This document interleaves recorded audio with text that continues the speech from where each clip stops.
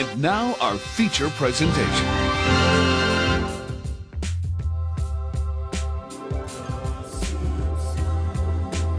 Excuse me? Excuse me? Hello, this is Alexander Warderman. I am revisiting my work on cartoons new versus old from the Reader Inquiry proposal. I am going to see what kinds of changes have occurred over the last 80 years that have made new style of animated cartoons a different type of entertainment experience from those earlier cartoons. Also explore how the role of women has changed over the years. Two of the earliest cartoons that are still commonplace in everybody's life, which have stood the test of time, are Popeye and Mickey Mouse. Mickey Mouse is very recognizable by the round face and ears. His genre is classified as a family cartoon. Mickey Mouse first appeared on our screens in 1928 in Steamboat Willie, but turned into the adventures of Mickey and Minnie Mouse, which we all still have affection for. When drawing first started on the Mickey Mouse cartoons, the animators only drew him with 3 fingers and a thumb. This was to reduce the cost of production and the animating time, which helped with the turnaround time of each cartoon. Popeye's genre is classified as comedy and family orientated. They are quite simple stories compared to the development of cartoons in what is now called the postmodern period. These early cartoons don't have the same layers of contextuality that we see in the modern cartoons such as The Simpsons. People, when asked about why they watch The Simpsons, they are heard to say it appeals to adults and children in different ways. This often means that there are often adult themes presented in a paradoxical fashion. As society changed and developed following the changes that came about following the end of the Second World War and life not going back to the way it was, there were significant changes that in the role of women and the family and also the workplace.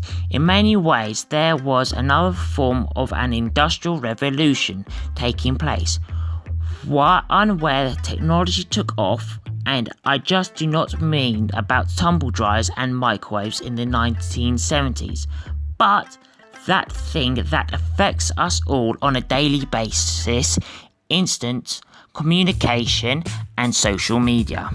Personal computers and the internet, together with the instantaneous way of communication on Twitter, has changed the way everybody interacts with each other.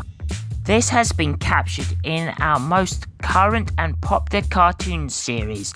It is the subtle changes of the interactive human behavior that have been so beautifully captured through animation.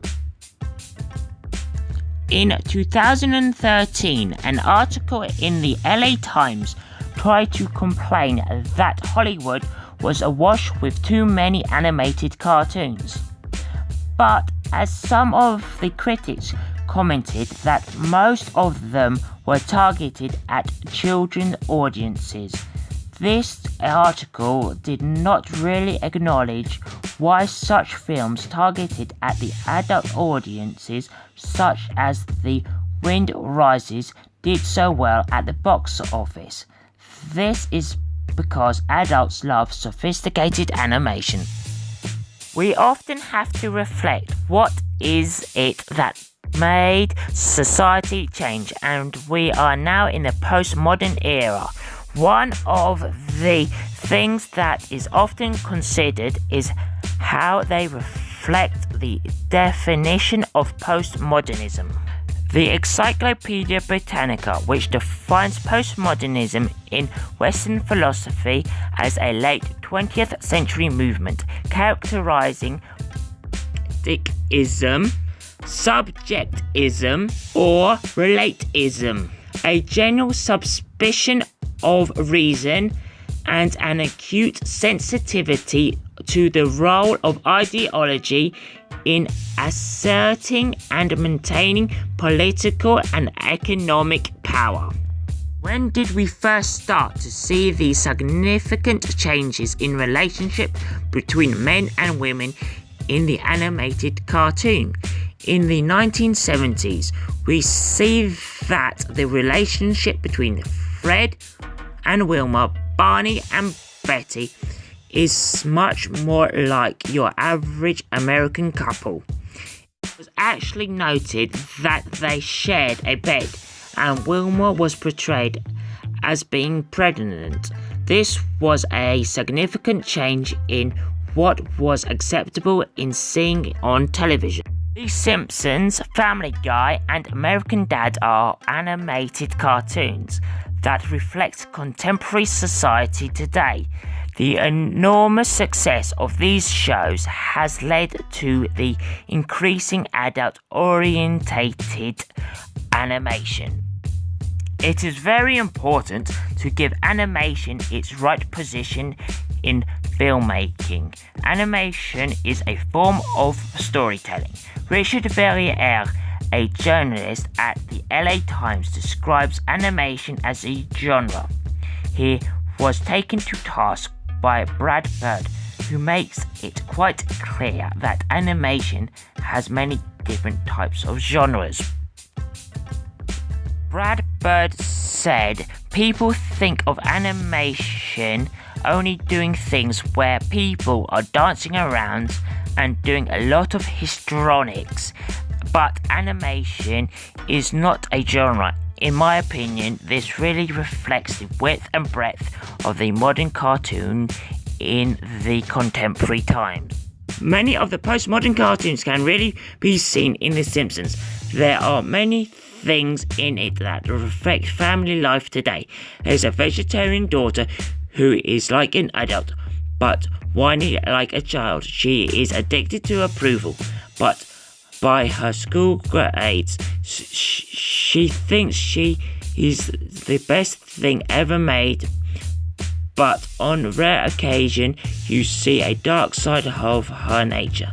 There is a creative, smart 10-year-old boy who has smart talent and does not do well at school, as talents usually don't. He wears his dark side on the surface for all to see. It doesn't run deep compared to his sister, but has the heart of a kindness. Moe from The Simpsons has his own way of explaining postmodernism. Over to you, Moe. I don't get all this eyeball stuff. What are they supposed to represent? Eyeballs? It's Pomo. Postmodern. Yeah, all right. Weird for the sake of weird. Oh. Thank you for that, Moe. The main characters have never aged, but the style of character drawing has changed throughout the years. Throughout the years, many people have had cameo appearances. With this, there have been thousands of different characters. It uses scenarios of fragmentation to show the diversity of our cultures, and it does not matter where anybody is from, and shows that we can all be accommodating to each other. When we look at earlier animated films, the way that women were portrayed, such as Olive Oyl and Minnie Mouse, were very much a reflection of society, as it was then the little woman standing beside her man.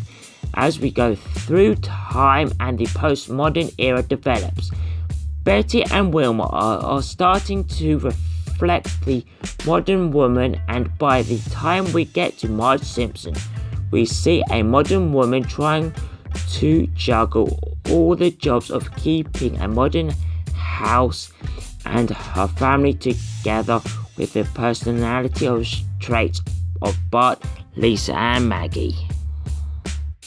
Marge stoically puts up with Homer and Bart's smart-ass behaviour. It is a true reflection of modern day life. I have tried to look at where we are now, and some of the modern philosophers such as Alan Kirby and Toby Jones imply that we are in the period that follows the postmodern era. Alan Kirby calls this the pseudo-modern era, and that life is just full of mouse clicks and the sending of texts. With the advantages in technology such as things as virtual reality, we are going to find people fully immersed in an interactive cartoon that the user can control themselves.